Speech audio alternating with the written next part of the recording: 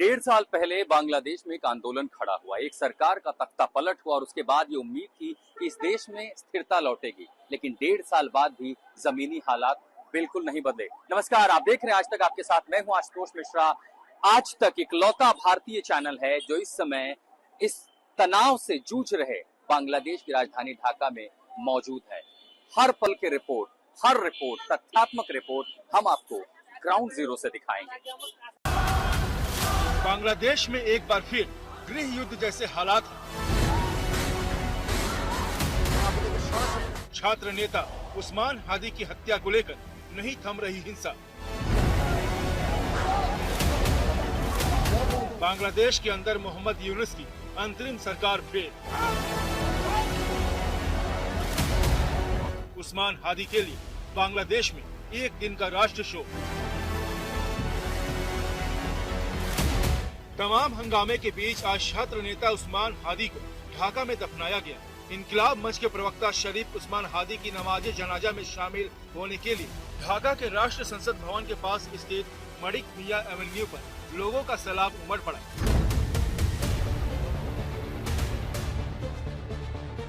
समाज के अलग अलग तबकों से हजारों लोग इस जनाजे में शरीक होने पहुंचे।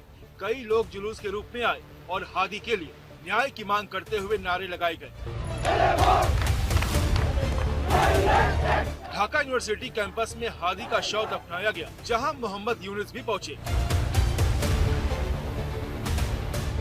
जनाजे से पहले मणिक मिया एवेन्यू और संसद परिसर का नजारा ड्रोन से ली गई तस्वीरों में भारी भीड़ नजर आई, जिसने ये साफ कर दिया कि हादी की मौत को लेकर अभी गुस्सा थमने वाला नहीं। जनाजे नमाजा के बाद आखिरकार उस्मान हादी जुलाई अपराइजिंग के उस चेहरे को सुपुर्दे खाक कर दिया गया। लेकिन ये सवाल आज भी खड़ा है कि आखिर उसको दिन दहाड़े गोली मारने वाले वो हत्यारे कहाँ हैं, उसके शूटर कहाँ हैं। बांग्लादेश की पुलिस और सरकार कहती है कि उनकी पहचान हो चुकी है वो बांग्लादेश में, तो आखिर वो कहाँ है। सवाल ये भी उठता है कि बांग्लादेश में वो कौन से तत्व हैं जिन्होंने ये अफवाह फैलाई कि वो जो शूटर थे वो भारत भाग गए। वो कौन लोग हैं जो भारत और बांग्लादेश के रिश्तों के बीच लगातार लकीर लंबी कर रहे हैं, खाई गहरी कर रहे हैं। और सवाल ये भी उठता है कि आखिर लगातार पिछले 1.5 सालों से हो रही हिंसा का ये दौर बांग्लादेश में क्यों नहीं रुक रहा। 12 दिसंबर को उस्मान हादी को ढाका के पुराना पलटन इलाके में गोली मार दी गई थी। तब से लेकर आज तक बांग्लादेश में हिंसा, तोड़फोड़, आगजनी थमने का नाम नहीं ले रही है। बांग्लादेश को राजनीतिक स्थिरता का इंतजार है। हादी वो चेहरा जो जुलाई शेख हसीना सरकार के खिलाफ हुए आंदोलन के प्रमुख चेहरों में से एक था। रैली से निपटते वक्त इसी मुख्य वीवीआईपी इलाके में उसे गोली मार दी जाती है। सिंगापुर में उसकी मौत हो जाती है और उसके बाद बांग्लादेश में उबाल आ जाता है। उबाल इस कदर के संस्थान आग के हवाले कर दिए जाते हैं, मीडिया पर हमला होता है और ये सब कुछ तब हो रहा है जब बांग्लादेश में आचार संहिता लगी है। प्रशासन, डॉक्टर यूनुस सरकार के ठीक सामने इतनी बड़ी चुनौती है कि आखिर बांग्लादेश पटरी पर कब आएगा। सरकार बेबस नजर आती है, व्यवस्था बेबस नजर आती है और 1 साल के बाद भी समय, 1.5 साल का समय होने वाला है। 1.5 महीने में यहाँ पर इलेक्शन होने वाले हैं और उसके बाद भी ये सवाल बांग्लादेश के सामने मोबाइल खड़ा है कि आखिर यहाँ पर स्थिरता कब आएगी। ये सिर्फ एक हत्या नहीं, बल्कि अगस्त 2024 के बाद से वहाँ सुलग रहे गुस्से का ज्वालामुखी है, जो अब फट पड़ा है। मोहम्मद यूनुस की अंतरिम सरकार हालात को संभालने में लाचार और बेबस नजर आ रही है।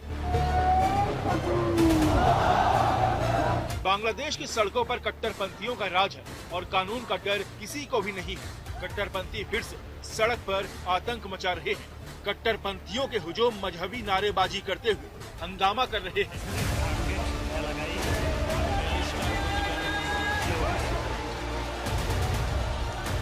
अखबारों के दफ्तरों को आग लगाई गई।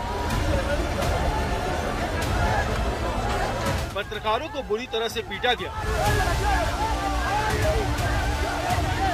शेख मुजिबुर रहमान के आवास को तोड़ा गया। शेख हसीना की पार्टी का दफ्तर जला दिया गया और ईश निंदा यानी धर्म के अपमान के नाम पर हिंदुओं को निशाना बनाया जा रहा है। मैं मेमन सिंह के उस इलाके में हूँ, इसी के पास यहाँ जो चौक है जहाँ पर दीपू दास को भीड़ उठा करके लेकर के आती है, भीड़ उसे बेरहमी से मारती है और उसके बाद उसे आग के हवाले कर देती है। सरकार पर दबाव बढ़ता है और ये सवाल उठाता है कि कैसे डॉक्टर यूनुस, और वो भी तब जबकि यहाँ आचार संहिता लगी हुई है, कैसे प्रशासन बिल्कुल बेदम नजर आता है, कमजोर नजर आता है कट्टरपंथियों के सामने, जिनके सरेआम चौराहे पर एक अल्पसंख्यक हिंदू को जला दिया जाता है। भीड़ उसे लिंच कर लेती है। जब प्रशासन पर दबाव बढ़ा तो अब तक 7 गिरफ्तारियां हो गई हैं, चारों ओर धरपकड़ हो रही है। लेकिन ये बांग्लादेश की हकीकत है कि जुलाई 2024 के बाद जो हिंसा का दौर शुरू हुआ, उसके बाद आज भी भारत का ये पड़ोसी देश स्थिरता की राह देख रहा है। आम चुनाव की ओर उम्मीदें हैं, लेकिन चुनाव के ठीक पहले सड़कों पर इस तरह की हिंसा कहीं न कहीं सवाल खड़े कर रही है कि आखिर बांग्लादेश का भविष्य क्या होगा। ये पूरा हंगामा इंकलाब मंच के प्रवक्ता और छात्र नेता उस्मान हादी की हत्या के बाद हो रहा है। शेख हसीना का विरोधी नेता था उस्मान हादी। तख्ता पलट के दौरान छात्र आंदोलन के प्रमुख नेताओं में से एक था हादी। 12 दिसंबर को चुनाव प्रचार के दौरान सिर में गोली मारी गई थी, जिसके बाद उसे इलाज के लिए सिंगापुर ले जाया गया, जहां 6 दिन बाद उसकी मौत। हादी की मौत की खबर जैसे ही बांग्लादेश पहुंची, हालात और भी बदतर होते गए।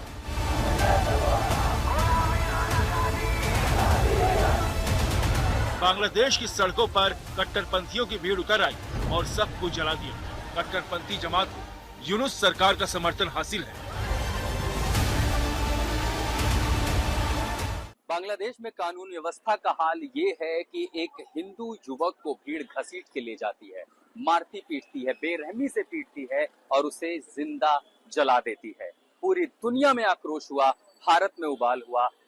यूनुस प्रशासन पर जब दबाव बढ़ा तो 7 आरोपी गिरफ्तार हुए, बाकियों की तलाश जारी है। लेकिन ये सवाल भी उठ रहा है कि क्या बांग्लादेश में हिंदू अब बिल्कुल भी सुरक्षित नहीं है? क्या अल्पसंख्यकों को सुरक्षा देने में डॉक्टर यूनुस प्रशासन नाकामयाब साबित हुआ है? हत्या छात्र नेता उस्मान हादी की हुई। सिंगापुर में मौत की खबर आते ही बांग्लादेश में हिंसा भड़क गई।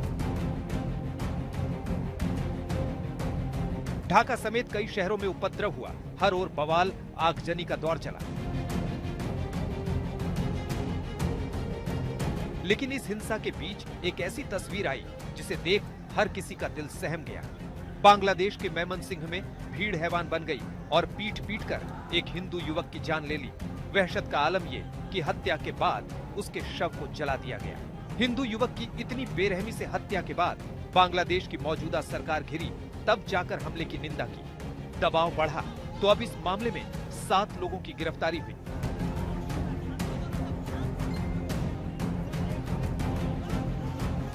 लेकिन जिस तरह एक बार फिर बांग्लादेश में हिंसा के बीच हिंदुओं को टारगेट किया जा रहा है, उसे लेकर अब देश में भी सवाल उठ रहे हैं। कांग्रेस समेत तमाम विपक्षी दल बांग्लादेशी सरकार के सामने हिंदुओं की सुरक्षा का मुद्दा उठाने की मांग कर रहे हैं। प्रियंका गांधी ने सोशल मीडिया पर लिखा, बांग्लादेश में हिंदू युवक दीपू चंद्र दास की भीड़ द्वारा बर्बरता से हत्या का समाचार अत्यंत चिंताजनक है।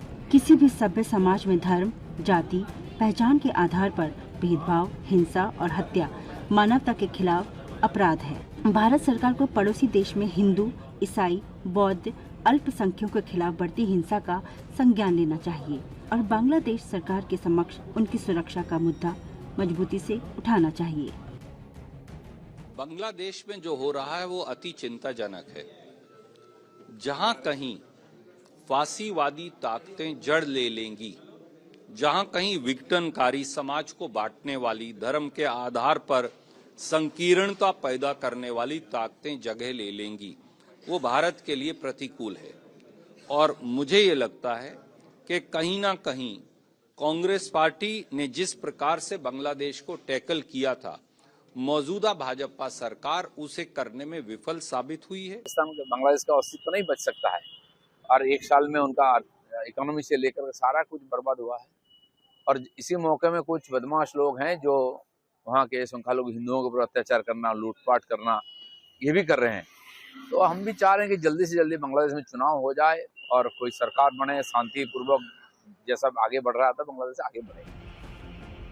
प्रियंका गांधी ने बांग्लादेश में हिंदुओं और अल्पसंख्यकों की सुरक्षा का मुद्दा उठाया तो शिवसेना यूबीटी की नेता प्रियंका चतुर्वेदी ने बांग्लादेश के हालात के बहाने केंद्र सरकार को निशाने पर लिया। प्रियंका चतुर्वेदी ने अपनी पोस्ट में सवाल किया कि कट्टरपंथी हो चुके बांग्लादेश में हिंदुओं के हितों की रक्षा के लिए भारत सरकार क्या कर रही है? क्या विदेश मंत्रालय ने कम से कम निंदा का कोई बयान भी जारी किया है? भारत के पूर्व और पश्चिम में दो अत्यंत कट्टरपंथी देश होना शुभ संकेत नहीं है। एक राष्ट्र के रूप में हम अपनी राष्ट्रीय सुरक्षा को कैसे सुरक्षित कर रहे हैं? विपक्षी दल केंद्र सरकार से मांग कर रहे हैं कि इस मुद्दे को मजबूती से बांग्लादेश के सामने उठाया जाए और हिंदुओं की सुरक्षा सुनिश्चित की जाए। को यंग नेता को जो कंटेस्ट कर रहा था उसको गोली मार दी गई है और वहाँ पे ये इम्प्रेशन है कि ये काम भारत सरकार ने, जो वहाँ की फॉर्मर प्राइम मिनिस्टर हैं जिन्हें भारत ने पनाह दे रखी है, उनकी वजह से उसको गोली मारी गई है। इससे पूरे दुनिया के अंदर हमारा नाम बदनाम होता है। ये हमारी फॉरेन पॉलिसी की, विदेश नीति की एक बड़ी नाकामी है। शेख हसीना के तख्ता पलट के बाद एक बार फिर बांग्लादेश में हिंसा का दौर चला और कई जगहों पर हिंदुओं को निशाना बनाया गया। बांग्लादेश में हिंदुओं के खिलाफ हिंसा के बीच आंध्र प्रदेश के डिप्टी सीएम पवन कल्याण ने सोशल मीडिया पर पोस्ट किया और कहा, जिस बांग्लादेश के लिए भारत के जवानों ने शहादत दी, वो धरती अल्पसंख्यकों से खून से रंगी जा रही है। उस्मान हादी की मौत के बहाने इस्लामी कट्टरपंथी हिंदुओं पर हमले कर रहे हैं, जिसका गुस्सा देश में नजर आ रहा है। आज तक ब्यूरो। जुलाई आंदोलन के दौरान भी मैं इसी बांग्लादेश में था, इसी राजधानी ढाका में था। मैंने उस तस्वीरों को भी देखा है और उन उम्मीदों की कहानियां भी सुनी है जब उन्हें लगता था कि नया बांग्लादेश बनेगा, लेकिन 1.5 साल बाद भी बदलाव दिखाई नहीं देता। उल्टे ये लगता है कि कहीं न कहीं इस देश के सामने राजनीतिक अस्थिरता का संकट खड़ा हो गया है। बांग्लादेश ग्राउंड जीरो से लगातार हम अपडेट आपको दिखाते रहेंगे, हर तस्वीर, हर खबर आप तक पहुंचाएंगे। फिलहाल आशुतोष मिश्रा के साथ इतना ही। देश और दुनिया की तमाम खबरों के लिए आप देखते रहिए आज तक। आज तक, देश का सर्वश्रेष्ठ न्यूज चैनल।